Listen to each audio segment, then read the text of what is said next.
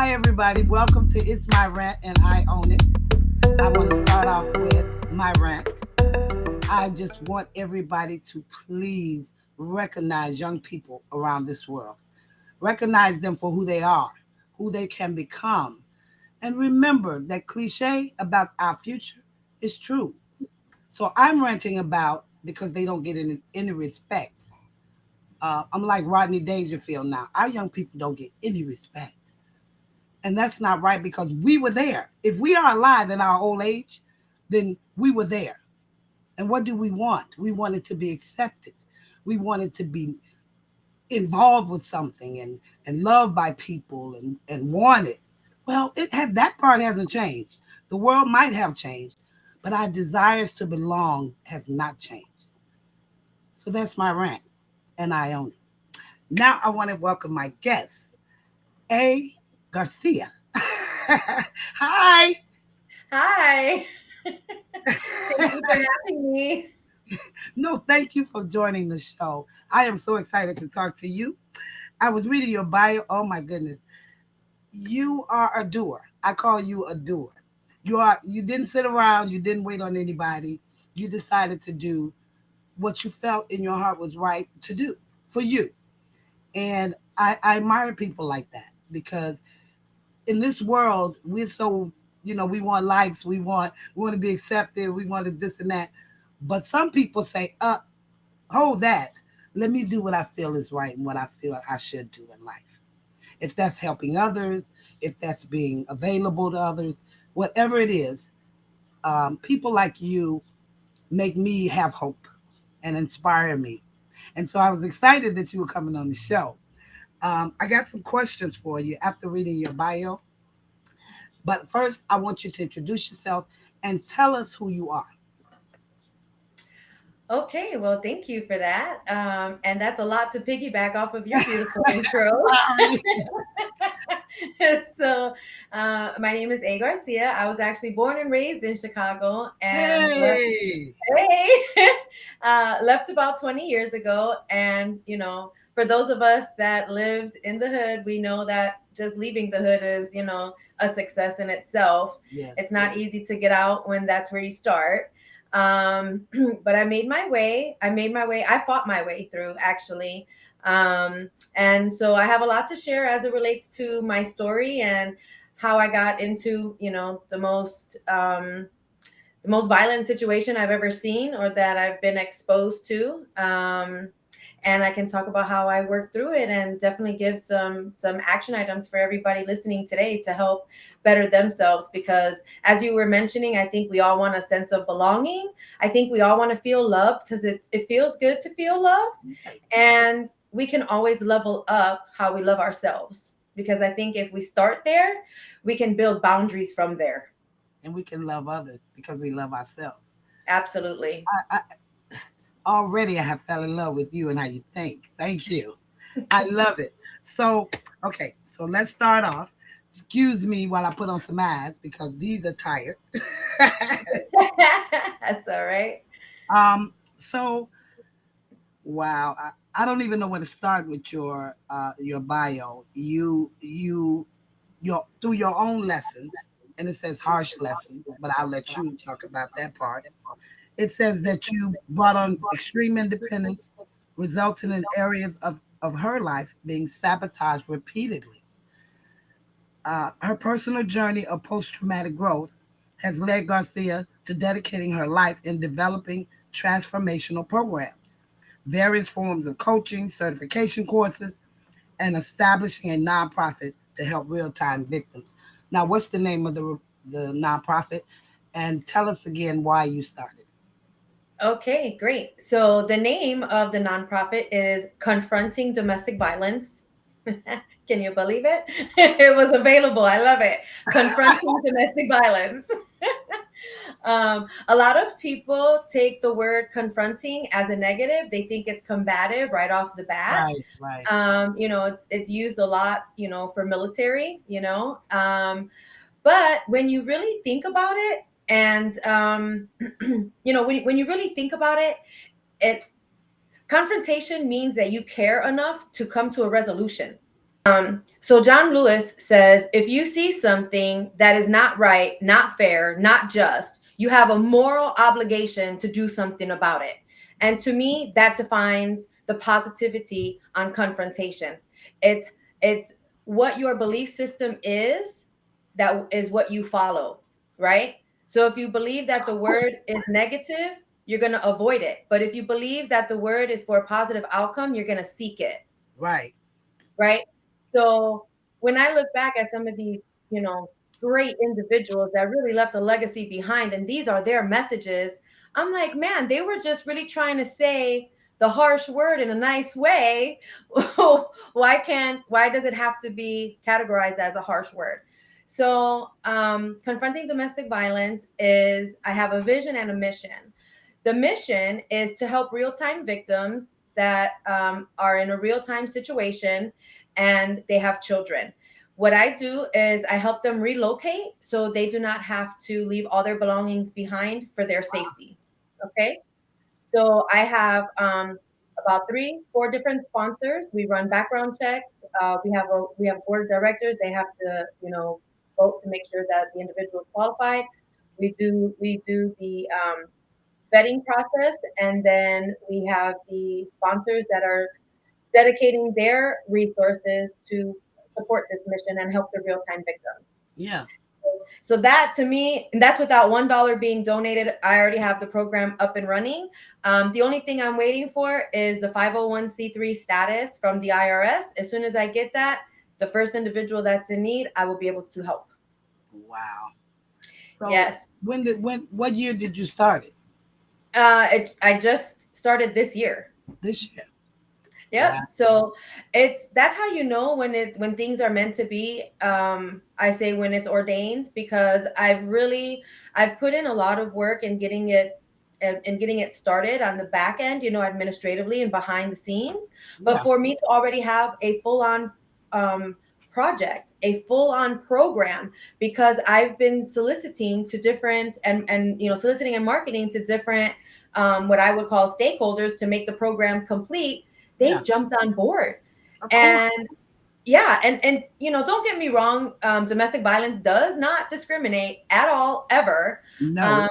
But I have found that when I'm reaching out to women-owned businesses, those women are eager to support.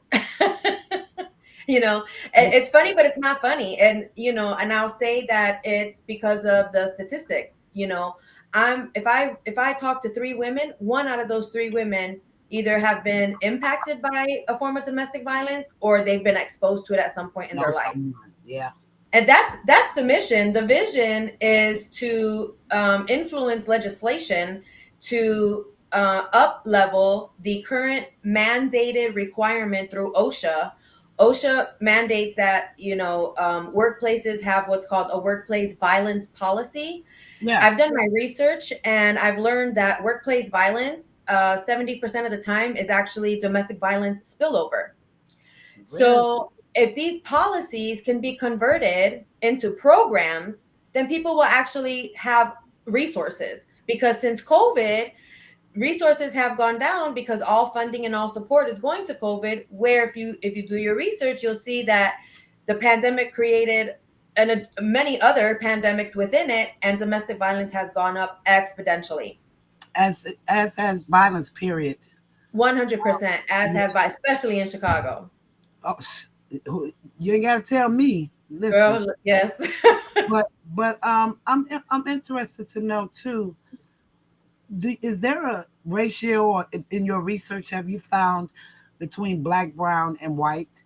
Is there any kind of like uh, one race is more involved because of where they've been? I hope I'm saying this right. So No, I understand what you're asking. You're asking for the stats, and the unfortunate part about it is there's different. I'm just gonna keep it real, okay? Number please. one, it's about how many are actually reporting it, right? Okay. How Okay. many are actually reporting it? And then number two, how long is it taking for the government to gather the data from all states to actually provide real statistics nationwide? Usually it takes up to 2 years. So the information that's out there is typically 2 years old. Oh, Because wow. right, because they have to gather the information, they have to, I don't know if they vet it or not, but it's from 50 different states that they're getting it from in order to give national statistics. So, I would have to say that, it's up to us as women if we're going to report it or not, so it can be identified properly. So that brings me back to that question, though. Do you find within the races, do you find it more in black communities, white communities, or Hispanic Latino X community? Yeah, it's definitely more in the Latino and the Black communities. Communities. Again, That's for the Caucasians, I think because the pride and the reporting, you know, and it's crazy because when I read about the different ethnic groups, when it comes down to that, money plays such a big role. I was going there next. Yeah. Going there to ask because do you think because uh, well there is an economic leveling field, and do you think because they thrive more and have more, it's more to lose if they do report, so maybe they're not reporting because of their economic status? Yeah, I mean, I don't know if I can categorize reasons or justifications. I think that every person, regardless of race, goes through their own debates within their brain as to why they stay or why they don't report Their or, own situation too, I assume, because every situation is different. It might be the yeah. same as far as it is domestic violence, but it's not the same personally. Right. And don't forget that there's so many forms that come with domestic violence. I mean, we're talking about, verbal, mental, physical, emotional, sexual, technological. I mean, electronic devices are manipulated and used as a form of domestic violence, and economic, abuse. Because of the economy, you can't go anywhere, Right, you can't make it on your own. I mean, financial abuse. It goes on and on. And we can't eliminate the narcissist. right. No. Well, what about our ladies on the street who um, who their livelihood is the street? And do you account for them? Can they also come to you, even though their lives are basically, well, they're at risk all day, every day. The ladies of the night. Is there a way for them to get to you if they're being abused? So that's the thing. So I'm not an advocate, and I don't have a lot of connections yet with the shelters. I'm working on growing my network. Okay. I'm actually getting in touch with ambassadors of domestic violence through each state. So everybody that kind of falls under the National Coalition of Domestic Violence, they also have individual ones throughout the United States, and I'm starting to grow my network. But I'm really looking at, being able to have or like build a streamline of people that if somebody doesn't know where to go, like you're saying, if they're in the street and they're like, oh my gosh, I just need to get away, how do I get away? Right.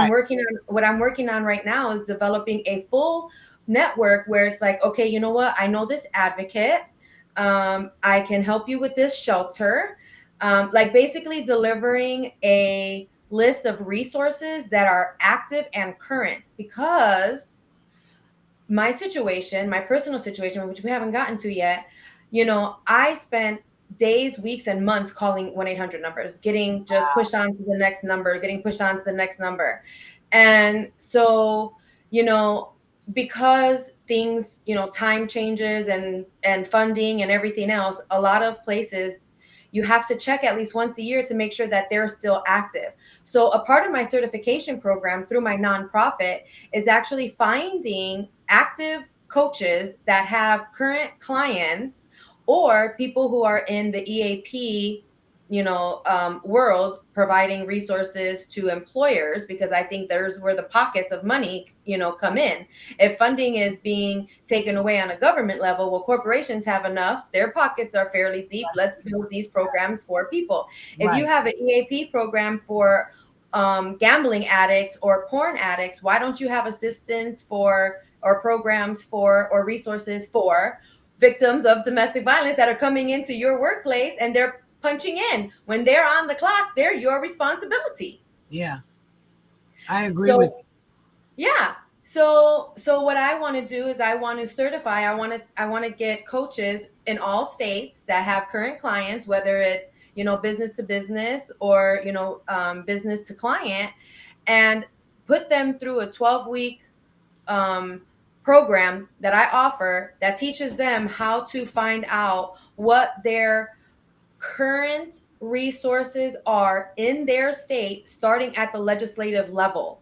You know, you. who Yeah. is your who's your attorney general? What does your legislative laws provide for protection, for safety, for privacy? What are the programs available? Where are all of the shelters that are anonymous? I don't like it when shelters are putting their information online. The perpetrator can easily find you. What's the point of Right. having a, so there's a lot of educating that needs to happen, and I am very big on providing that education. So that has to bring us into your story. And Ah, okay. yeah, so tell us what happened. Okay, so I always like to say, I was in my 20s, I had my shit together, you couldn't tell me nothing. I made it out the hood. I was, raising my daughter on my own. I had, my full-time job. I was in school. I was paying my own bills.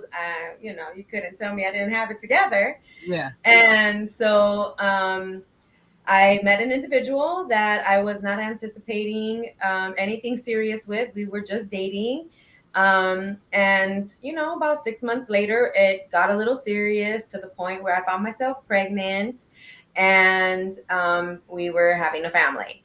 So basically, everything that I was planning for as my future, everything shifted at that point. Things changed.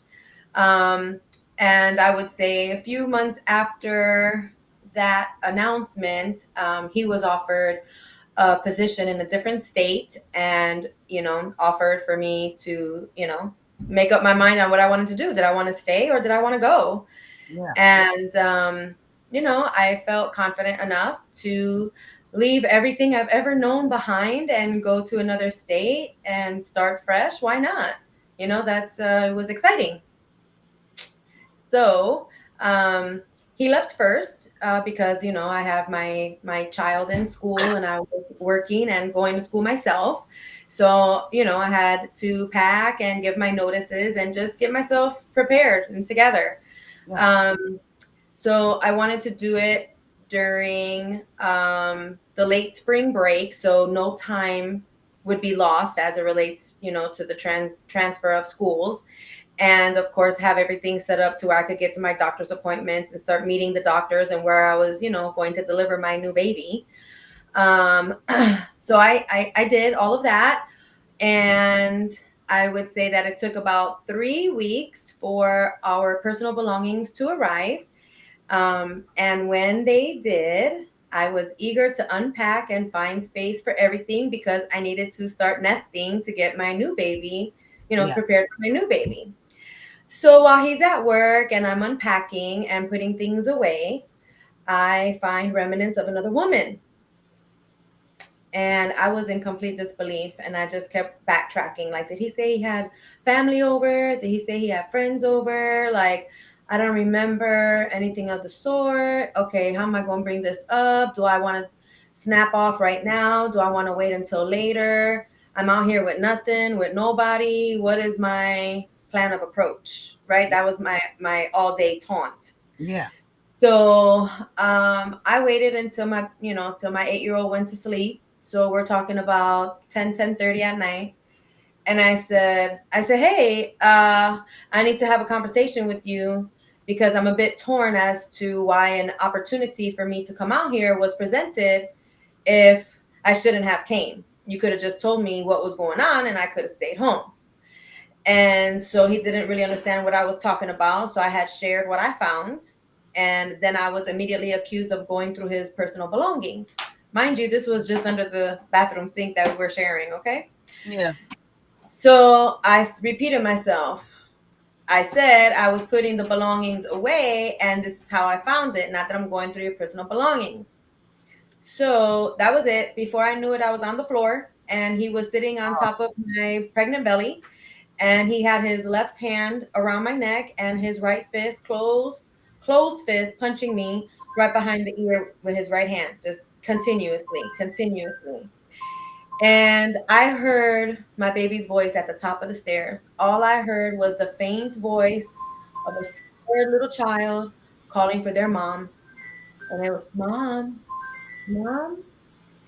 And that was it. As soon as that voice registered in my brain, my body reacted in such a way that I could only say that the She-Hulk with full of adrenaline came out in me. My feet slammed on the floor.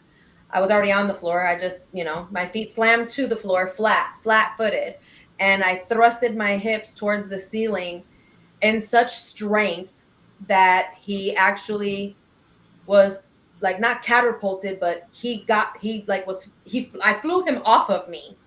By the time I was able to get up, my child was already at the bottom of the stairs. I just grabbed her hand and ran out the house exactly how I was, barefoot in pajamas, and same with her. It was like, I don't know, 10:30, quarter to 11 by that time. So I had just knocked on a random door that I saw the lights on, and just pleaded for their telephone so I could call 911. And at that moment, while I was waiting for the police, I mean, I can't even tell you where my child was at that time. I just knew she was in the house, and I was completely lost. I was devastated. I couldn't believe what had just happened. Yeah. I didn't know if my unborn baby was okay. I didn't even know how I was feeling. I was in such disbelief that I couldn't believe that my life was almost taken, and that it took for me to hear my child's voice for me to even have the strength that I did to get this 180-pound muscular man off of me. Wow. And for him to even put his own child's life at risk like that, Yeah. that definitely put into perspective the capabilities. So I knew right at that point that I was up shit's creek without a paddle. I didn't have a job. I had given my notice voluntarily. I had just transferred, my baby out of school and into a new one. I went to the emergency room the following day. I couldn't leave, my child that night. I definitely needed to, stay and protect. And obviously, coming from Chicago, somebody will get bailed out or the same night. Yeah.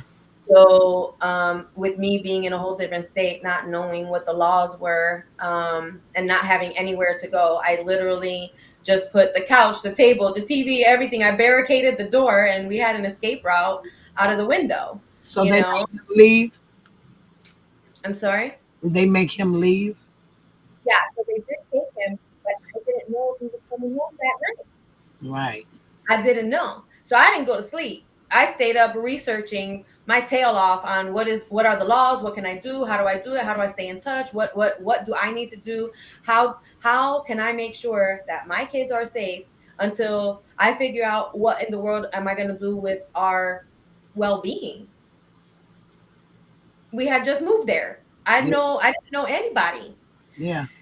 So I sent my child to school the next day, and I checked myself in at the emergency room to make sure that, my unborn child was all right. And of course, social services came in and asked a bunch of questions. And, I wasn't as honest as I could have been, but they kind of saw the writing on the wall, and they offered, me again, phone numbers, right?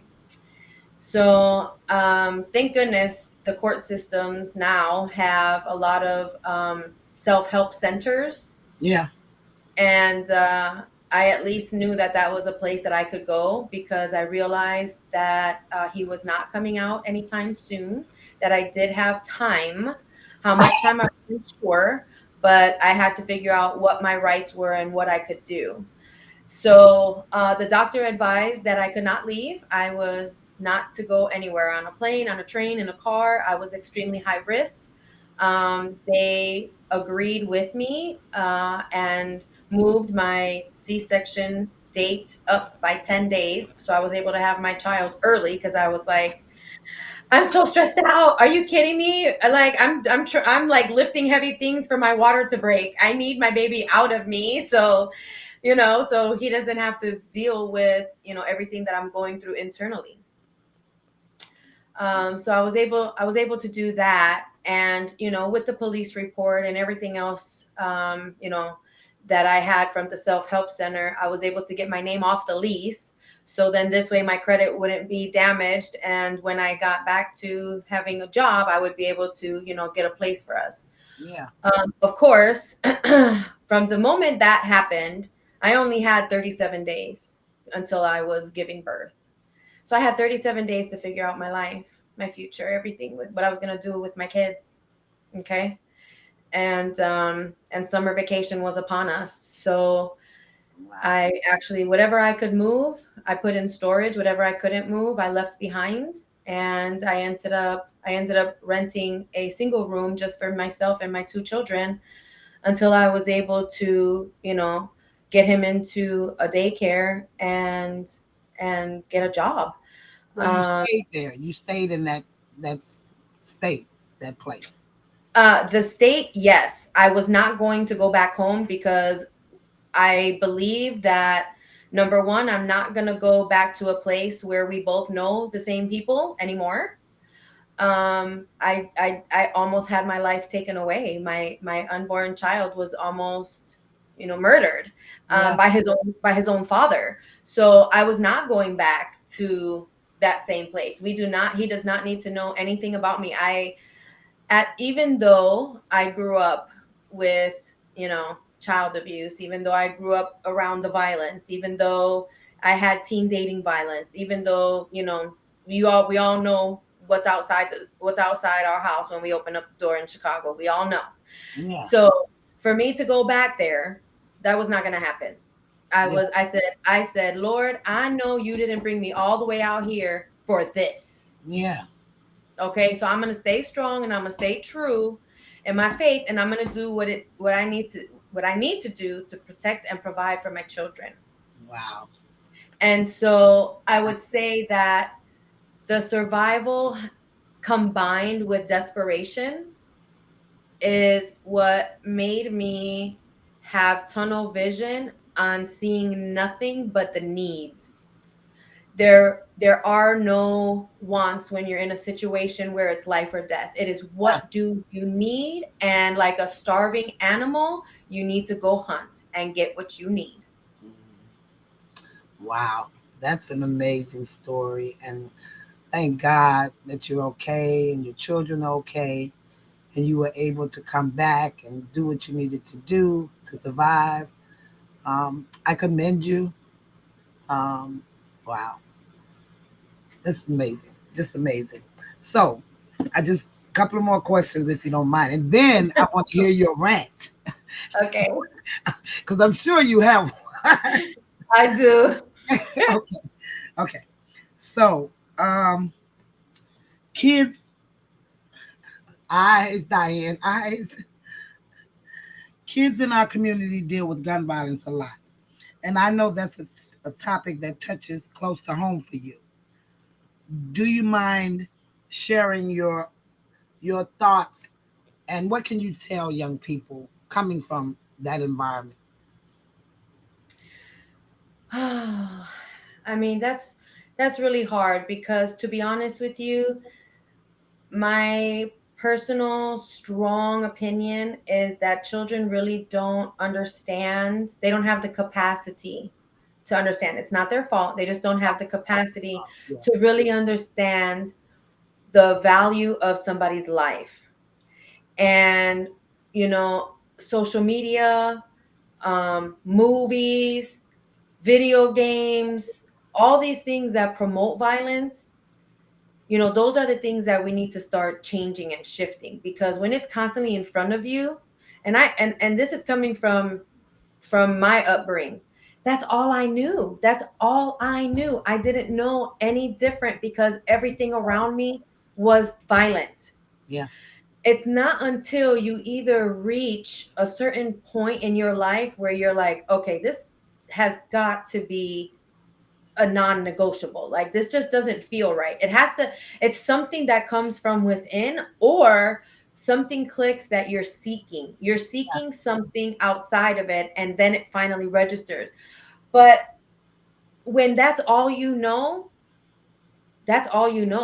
How do you teach or unteach something that's all you know? And if it's the opposite of what you know, what you see, what you hear, what you smell, what's next door, what's outside, what's in your own family, how are you not going to conform? We all adapt to our environment. We Yes, all we do. adapt. Yes, we do. Yes, we do. That's the key right there. We have to. We have to if that's it. Because it goes right. I'm sorry, and it goes back to what you were saying, because that's how you're accepted, right? You want to belong, right? Belong. Yeah. So if you're gonna go against, then you're the outcast, and you're not gonna be accepted, and you're not gonna belong, and you're always gonna feel like, like the outcast. And it's like, so it's almost a double-edged sword. Yeah. And I will have to say that falls on the parent. The parent has to start at a young age teaching the child the difference. you know and I mean, I'm not saying that I'm the perfect parent. I'm far from perfect. But some of the things that I did was, you know keep it real with the kids. Hey, if you see somebody that's looking at you crazy, you better be able to identify them top to bottom. Top to bottom. Because if you see them looking at you again, then that means something is up. If you see the same face twice, you need They're to recognize focused on that. you. That's right. That's right. That's right. But these kids these days, they're never looking up. They're always looking at the screen. Yeah. Yeah. You know. So They're there's a born lot. into it. In trueness, they're born into that. And so, Right. That's what I'm saying. When yeah. you're born into it and that's all you know, it's really not the kid's fault, because that's Right. all they know. That's all they So know. it has that responsibility really needs to fall on the parent.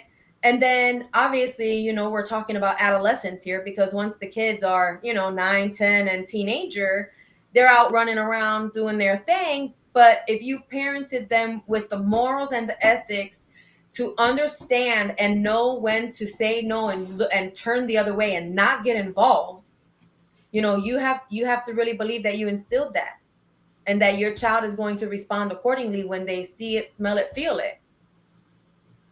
And for me personally, with my kids, I use like real examples, real life examples in my own family, with our own group of friends, with stuff that's happening on TV. I use that as a life lesson. Okay, that's a sticky situation. What would you do? How would you do that differently? Ask questions to the kids so you can see where their mindset is, because we're totally focused on, how are we feeding them? What are we feeding them? How are we emotionally feeding them? What is their emotional appetite, and how are we tending to that as a parent? I love it. Now that part I really love. That's right. Well, even as a community, because Yeah, they're gonna venture outside. They're right. gonna venture out there into this thing that we call community and neighborhood. So as a And you community, know and you you know know, what brings them together is the like-mindedness. of course, the belonging again. You know, Yeah. the belonging again. Yeah. Okay. So what is your rant? Oh my gosh. Okay, my rant is,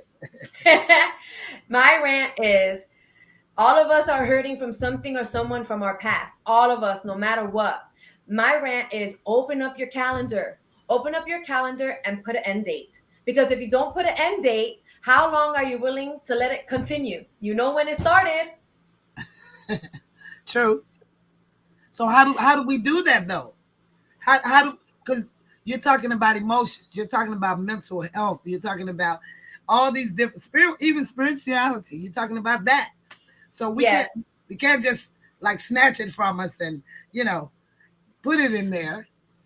that's right. So I will first say that it takes 6 to 12 months to break a bad habit, but it only takes 21 to 28 days to start a new one. Ah, So So, with that being said, if you really be honest with yourself and say, I want to work on myself because I acknowledge that I have some things that I need to work through, because that's step number one, acknowledging that you are not able to handle it all within yourself. Yeah. Okay. The second thing then is, like I said, being realistic and saying, okay, I've been dealing with this for X amount of time. I really want to be able to get thoroughly over this and have a true transition. About how long is that going to take? Realistically speaking, it will take about 6 months. And I say that because it takes almost 2 years to completely mourn over a loss of a loved one, 2 years to get completely over, a loving, devastating relationship, all those things. 2 years is the typical. So I say 6 months when it's really hardcore working on yourself. As long as you're committed and you're dedicated and you love yourself enough to do it, you can do it. And this is how you do it. I call it mirror work. The first thing you do is you need to start looking at yourself in the mirror. Your No, I affirmations. don't want to. I don't want to. No, I'm just.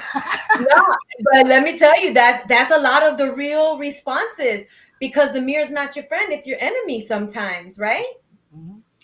But it's your enemy because of what you're saying to yourself, not because of what it's saying to you. Here, It's here. what you're saying to yourself. So whether it's good or bad, those are your affirmations. And when you believe, then you act on what you believe. Yeah. So if you believe that you're not going anywhere, if you believe you're not going to get over it, if you believe that you just can't do this anymore, you're keeping yourself there.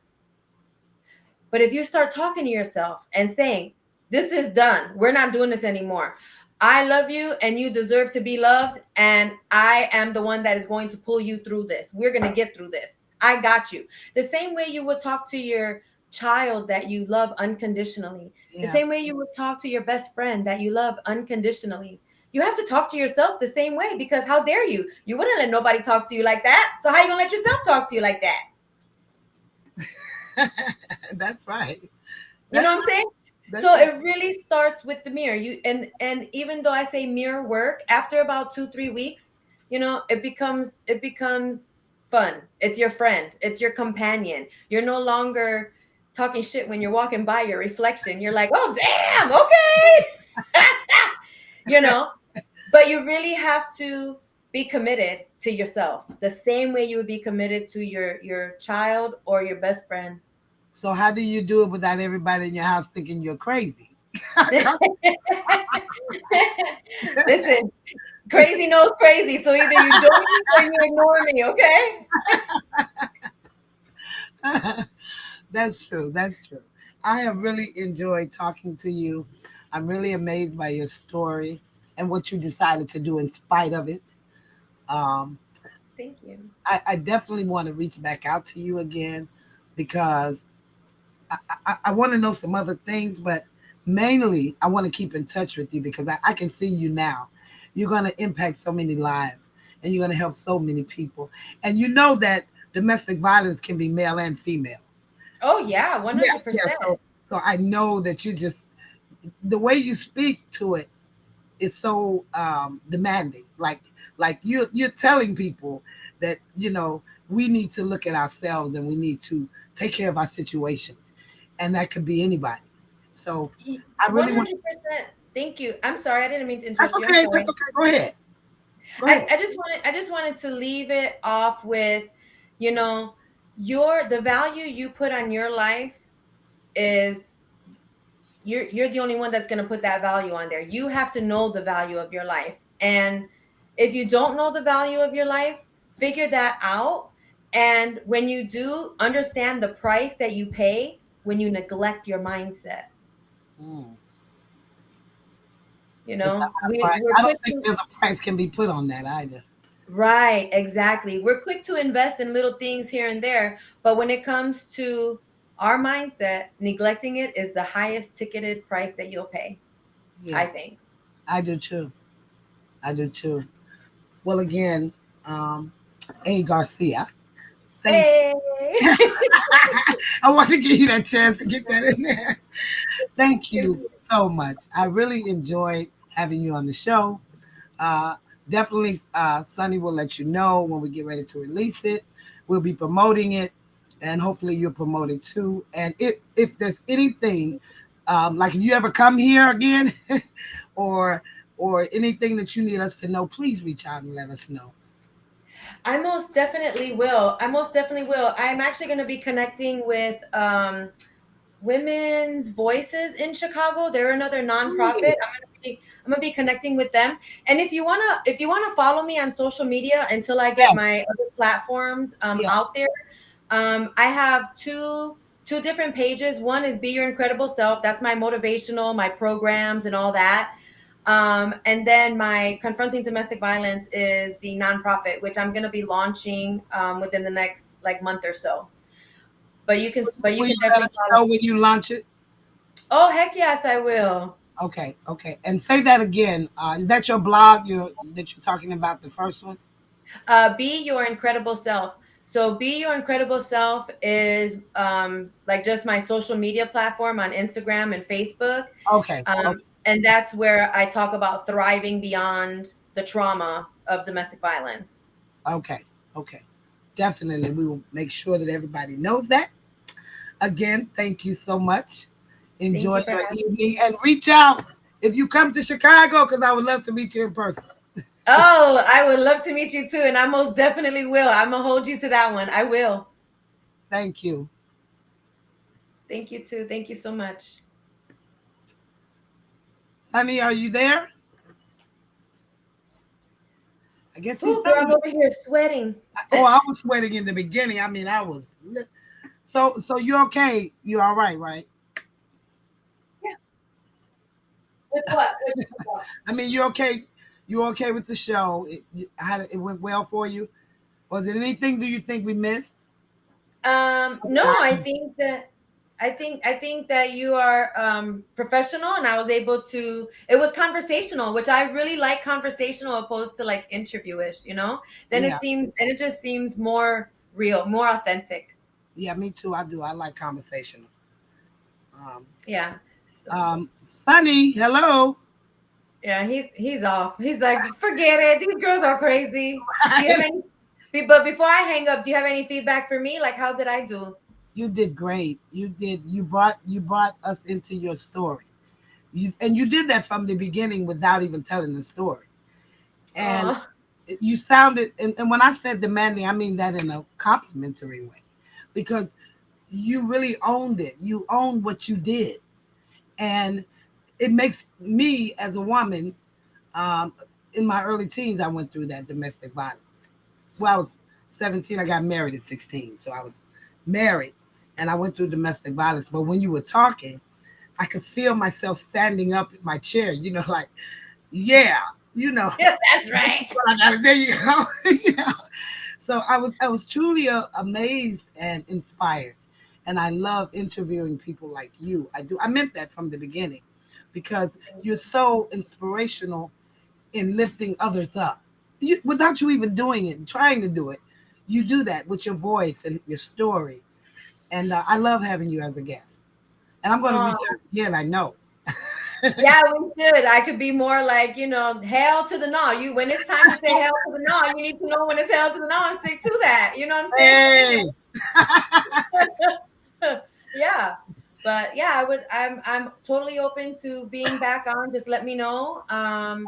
And if you're doing a series or just talk about something else. Cause even though I had the trauma from the domestic violence, I also went through a really bad car accident last year. Oh This is wow. like, yeah, I had a 1% chance of surviving. So I Oh, also went through, being on in ICU and living on the machines and having to come out and learn how to walk again and all that kind of stuff. So and then plus from saving my life and my unborn baby's life, the physical things that I endured later on. I needed to have neck surgery. I needed to have hip surgery because those were the two wow. parts of my body that I used to save my life that To night. save your life, right?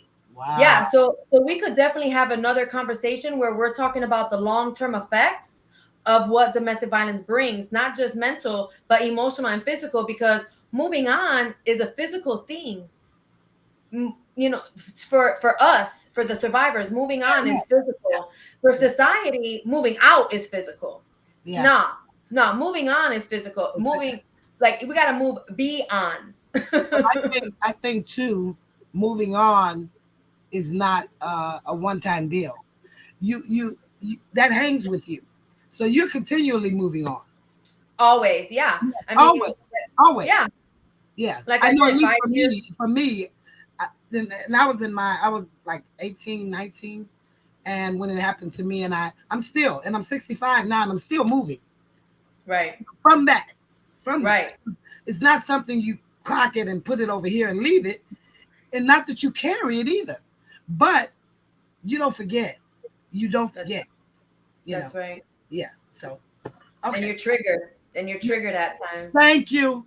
Thank And you. I talk about that. I should have said something about that because I talk about where your power lies the moment you feel triggered. Because if you have a minute, I can share the exercise with you so you could do it for yourself. Come on. Let's go. Okay.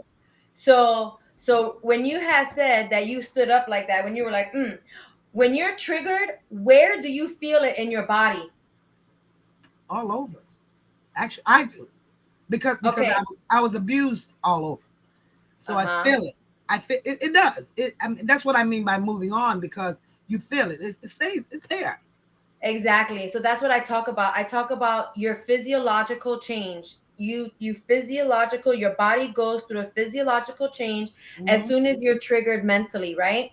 So that as soon as you feel that trigger, you are empowered at that moment because in that moment you have a choice on how you want to react or how you want to respond. Mm. Wow.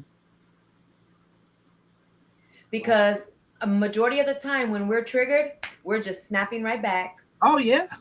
That's the There defense. is, That's our defense. yeah, and there's no thought process there at all. But Mm-mm. as soon as you acknowledge that your body shifts, then that's when you're able to check yourself. Oh shit, my body, I know I'm being triggered right now. Okay, hold them up. How do I want to take care of this? My That's like body. that's almost like being challenged. My body used to go like this. It used to clamp because it wanted to Yep. protect itself. Yep. No, I'm not there anymore. But I will do it if I get really triggered. Right. I will. Yeah. And at that moment, you already know what do you need to do? Do you need to confront or do you need to retreat? Retreat. That's right. Because it's what's best for you, not anybody else. And that moment is for you. And it's your decision. Simple as that. Yeah. Yeah. Thank you for that. Yes. All right, sister. All I will right. see you.